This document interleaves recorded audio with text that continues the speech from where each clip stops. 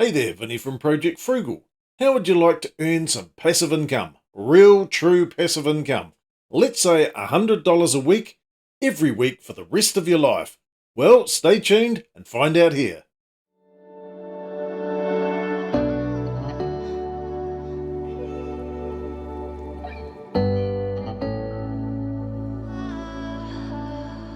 Well, wads of cash, lots of cash. We can walk you through how to do this relatively risk-free. Just follow our couple of simple steps and you'll be on your way to making $100 a week in passive income. There's plenty of YouTubers out there who are willing to give you an opportunity, maybe a crypto opportunity or some other sort of opportunity, or maybe possibly even purchasing a course that will promise you easy passive income. 9 times out of 10 you'll be buying some sort of course, paying a whole lot of money to some successful person. There's a good reason why they're successful. Chances are they're successful because they've sold you a course to get rich quick. Well, that's not the way to go. The best way of getting rich or wealthy is to get rich slow. And the two methods that we've implemented are stock market dividend investing and also certificates of deposit, also known as term deposits in New Zealand. We're going to have a look at a real-life scenario. This is our real-life scenario from our stock market portfolio. Let's check it out. Looking at myself and Denise's stock portfolios, we've combined the money here. We've got $132,069. It's going up. That's great. If you haven't seen any of Denise's videos on her particular stock portfolio, you can check them out in this link here. And essentially this has taken us well over 5 years in order to save this amount of money up. 132,000. Looking at over 5 years time, that's 25,000 plus dollars a year, roughly $500 a week that we've been saving for the last 5+ years. So a long way to get to this total. We're going to show you how that pans out in terms of dividends, of how much we've collected so far. And here's the dividends for the particular portfolios, the combined portfolios over the last 5 years. We started investing on the 30th of April 2018. This is the first year here, 2018. We got a little bit of dividends there. Combined portfolios, $21, not a lot. Certainly not $100 a week. The following year, $73.46. The following year, when we'd finally paid off our mortgage and we had more money to invest into these particular stock portfolios, almost $1,000. 2021, $2,700 or just shy of. Last year, $4,287. This year so far, $2,875. But we've also got at least $2,000 coming in over September and October, plus any money from November and December, which should be another $700. So if we combine all those numbers up for our $132,000 portfolio, that total is roughly around $5,600, so that's more than $100 a week. Based on those numbers, $130,000, we're getting roughly around 4% dividend income, and generally speaking that's after the companies have paid their own tax, so we're not getting double taxed on this.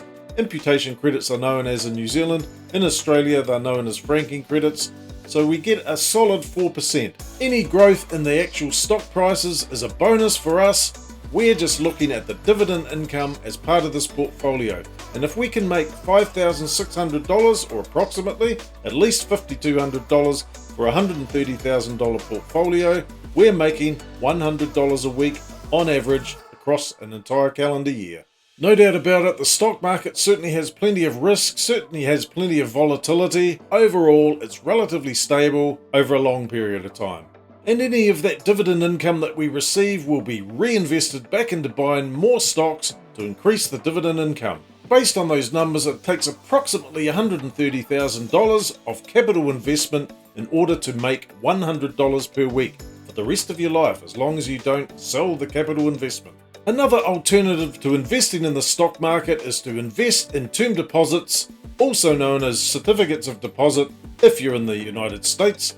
And these can be a stable investment opportunity, generally with a bank or a finance company. You want to avoid the finance company if you can. They may pay a higher rate, but they certainly are more risky. We'll run through a couple of those now.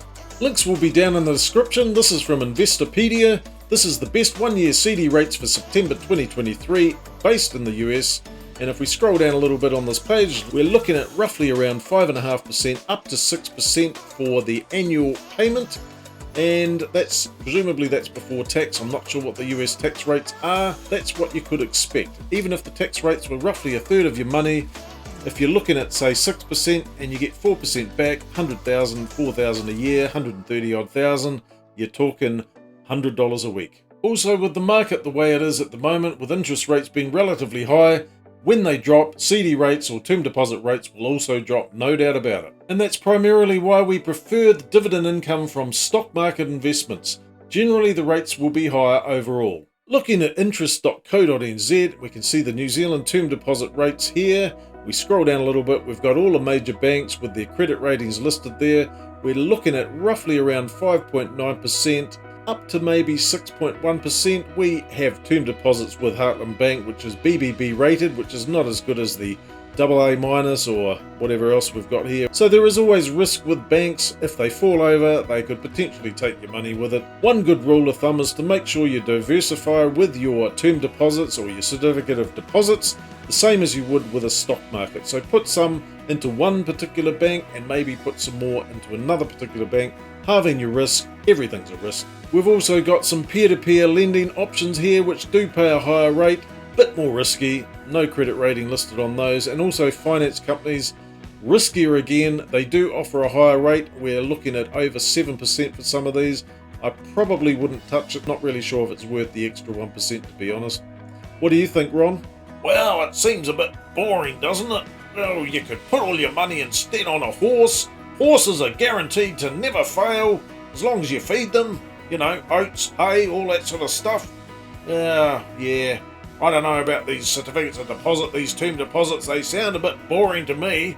I wouldn't want $100 a week. I'd rather flutter it all, waste it all on the horses, win a pile of money, maybe $1 million, and then retire in style. Hasn't worked yet, though. Well, you certainly can't take Ron's advice, that's for sure. Proven track record of losing money on the horses every time. Never mind. So that's our strategy that we're going to stick with. So for every $130,000, we'll be expecting $100 in passive income every week. Now, yes, it does take a long time to save up $130,000, but in terms of doing that versus getting some sort of course, in terms of true passive income, it certainly is passive income. You don't have to work for it. Maybe you've got to press a few buttons on your computer to get some stocks or whatever you're going to invest in, but that's about it. It's really, really easy. Now, who wouldn't want $100 a week? And there's always going to be naysayers who say, well, $100 a week, it's not really much, is it? It does build up over time. The next year, if you put that $100 back into more investments, you'll be making $104 a week, every week. And not only that, you'll still have the capital investment that you put in. If you need the money, you can always get that money back out again. This is about passive income, making money out of dividend investing, and actually getting an income that you don't have to work for. And as we're still in the growing stage of building up our portfolio, we're just going to keep reinvesting the money until we've got enough. We need $500 a week. We've got a long way to go. So if we were looking at $500 a week, $130,000, 5 times $130,000 is roughly around $650,000. That's how much we'll have to invest in dividend producing assets in order to generate $500 a week, hypothetically, for the rest of our lives. So there certainly is light at the end of the tunnel. It's going to take dedication. It's going to take a sacrifice, but you can do it. 130 grand, $100, it's worth it. So thanks for sticking around to the end of the video. Don't forget to like and subscribe. Let us know what you're investing in, and have a great night. We'll catch you later.